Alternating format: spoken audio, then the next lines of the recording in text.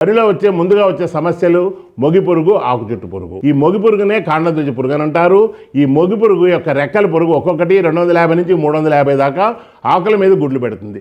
ఆ గుడ్డు నుండి 3 రోజుల్లో లార్వా తెల్లని దారం సహాయంతో కిందికి వచ్చి కాండం కింది భాగం లోపలికి వెళ్ళి లోపలుండే అంకురాన్ని కొరికి వేస్తుంది. ఎప్పుడైతే లోపలుండే అంకురాన్ని కొరికేస్తుందో మొగి మనకి లాగితే సులభంగా చేతి లోపలికి వస్తుంది.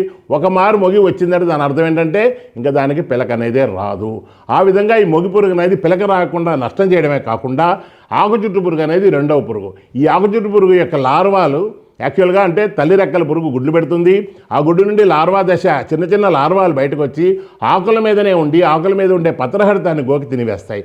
ఆకుల మీద ఉండే పత్రహరితాన్ని గోకి తినివేస్తే ఆకులన్నీ కూడా తెల్లగా అయిపోతాయి. తెల్లగా అయిపోతే నష్టం ఏంటంటే సాధారణంగా మొక్కలు పత్రహరితం సహాయంతో, నీటి సహాయంతో, సూర్యరశ్మి సహాయంతో ఆహారాన్ని తయారు చేసుకుంటాయి. దానినే కిరణజన్య సంక్రియ అని అంటారు. అటువంటి ప్రక్రియ ఎప్పుడైతే ఆకులు తెల్లగా అయిపోతాయో ఆహారాన్ని తయారు చేసుకునే శక్తి కోల్పోతాయి.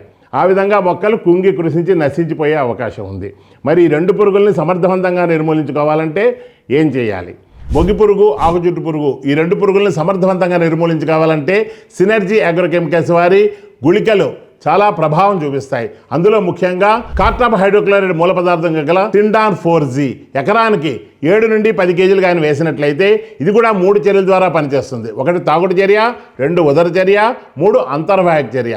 తాగుడు చర్య అంటే ఇది మనం గుళికలు వేసిన మరుక్షణం పురుగులకు కానీ తాకితే స్పర్శ ద్వారా మరణిస్తాయి. అదేవిధంగా అంతర్వాహిక చర్య అంటే మొక్కలన్నీ కూడా ఇవి పీల్చుకుంటాయి. అంతర్వాహిక చర్య ద్వారా ఎప్పుడైతే మొక్కలు పీల్చుకుంటాయో ఆ విషం మొక్కల్లో నిక్షిప్తమై ఉంటుంది కాబట్టి పురుగులు వాటిలో తిన్న మరుక్షణం అవి చనిపోతాయి. మూడవది ఉదర చర్య. ఉదర చర్య అనగా ఇవి గుళికలు తాగగానే లోపలికి ప్రవేశించి లోపల నాడీ మండల వ్యవస్థను దెబ్బతీసి పక్షవాతం వచ్చేటట్టు చేస్తాయి. ఈ విధంగా సిండాన్ 4G గుళికలు ఎకరానికి 7.5 కేజీల నుండి 10 కేజీలు కానీ వాడినట్లయితే వరి పంటలు ఆశించే ఆకుచుట్టు పురుగు, మొగి పురుగు చాలా సమర్థవంతంగా 10 నుండి 15 రోజుల పాటు తిరిగి రాకుండా పంటకి ఏదో నష్టం చేయకుండా అద్భుతంగా పనిచేస్తాయి. సిండాన్ 4G ఇంతే కాకుండా గుడ్డు, లార్వా మిగిలిన అన్ని దశలను కూడా చాలా సమర్థవంతంగా పనిచేస్తుంది.